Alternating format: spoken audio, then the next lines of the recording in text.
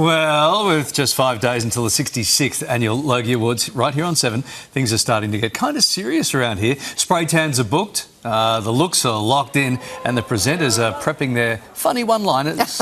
Well, it's too late for some changes. What's not confirmed yet is the winners, with voting still open, which means anyone could be taking home an award on the night. To tell us more, the girl in the thick of the action is Sonia Kruger, and she's here now.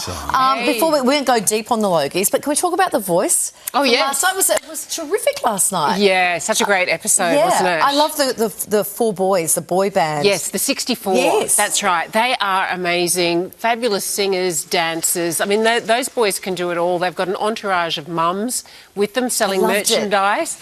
And the coaches, they really got into it. They were pitching hard to win those guys, but it was just entertaining from start to finish. Hey, fifth judge has really thrown a spanner in the works. How hard was it to keep Tones and I a secret? Well, Larry, it's hilarious because when they told me, I'm really bad at keeping secrets. I think you know this. I think this is well known in the industry. But basically, we had a code name, so we would call Tones Byron. So whenever we were talking to each other on comms, they'd be like, Sonia, you need to go and see Byron. But I was like, who the hell is Byron? And then I go, oh, you mean Tones? And they're like, shut up, stop saying her name out loud. So, yeah, in a roadie box, hiding her everywhere. Funny. Why was it important to keep her a secret from the other? They didn't want the other judges thinking that something had slipped away, did they? Or... Well, they just didn't want the other coaches to know. Because when they find out, Kylie, have you seen Richard react? Yes, well, I can imagine. Richard can let fly with a few interesting descriptions, words. The reaction when they find out, and I loved telling them too. I just loved revealing that secret. It was really quite mixed. Oh, OK. So when that reveal eventually comes, you'll see why we kept it a secret. OK, we'll have to keep watching. OK, can we talk Logies for a sec? Oh, sure. Yourself and Kylie's favourite morning show co-host, Dr. Chris, on the red carpet. This is an institution now. How much fun is that? It's, you know, the red carpet. We get to stand up on that plinth, Larry, and, you know, feel superior. Yes, you do. And look down on everybody. And judge all our looks. Oh, my goodness. No, it's brilliant because the fashion side of it, and I think Kylie knows this about me and the shows that I've worked on, the fashion side of it's always been really important. And so we like to bring something exciting. And I love to see everybody else dressed up to the nines. And every year you see certain fashion elements coming into play, like whether it's feathers one year or it's fringing. I feel like fringing could be a big thing this year. So it's going to be really interesting to see how they turn up. And then you get some looks where it's like, I've got the special event dress and I've got the special event hair and makeup going on. But when you put it all together on the red carpet, it's just a visual And it's such spectacle. good TV. It's great. It really is, OK, Dancing with the Stars nominated for Best Entertainment Program. It is. I just voted for it myself.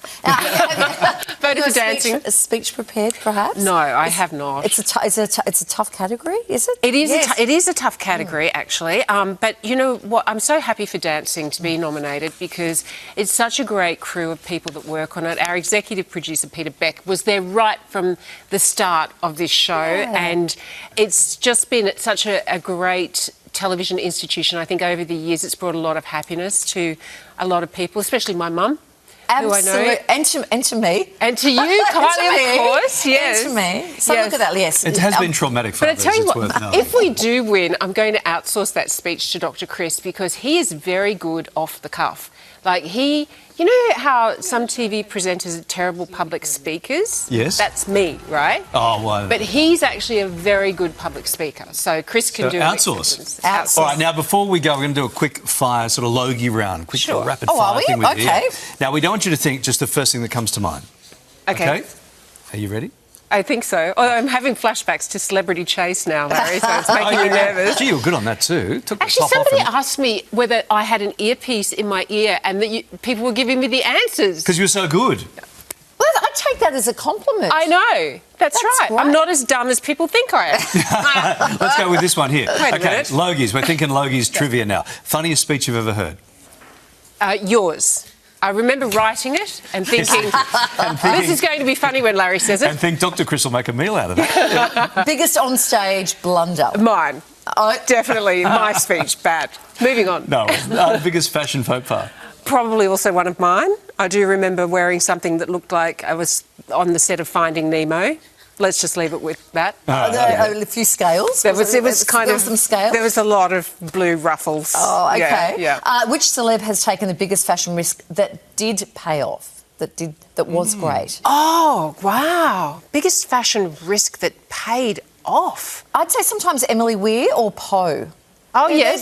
They're two. Yeah. No, I'd agree with you. Dr. Harry, he always wears the cap, doesn't he? Yeah, I like it when the guys. I do like it know. when the guys kind of bust out something a bit unusual. We were giving Shervo a hard time about his skivvy last year. That might. You know, technically as a wiggle. quiz host, you don't answer the questions. I was helping. She's just helping me along. Which star? She was telling me in my ear. Who stayed the longest and been the messiest at the after party? You know what? This is actually Dr. Chris Brown. Sorry, Chris, I'm not throwing you under the bus. He looks like butter wouldn't melt in his mouth, right? He looks like he's just always in control. But you see him at the after party. Yeah. He's got an Twerking with espresso Dr. martini Harry. in one hand and a margarita in the other. He's 6'5" of him, so you know he can. Takes a lot. Yeah, takes a lot. It does. We look forward to seeing you Sunday. I know, can't as does wait. everybody at home. Could be We'll wave to exciting. you up on your big stage, looking down on everyone judging.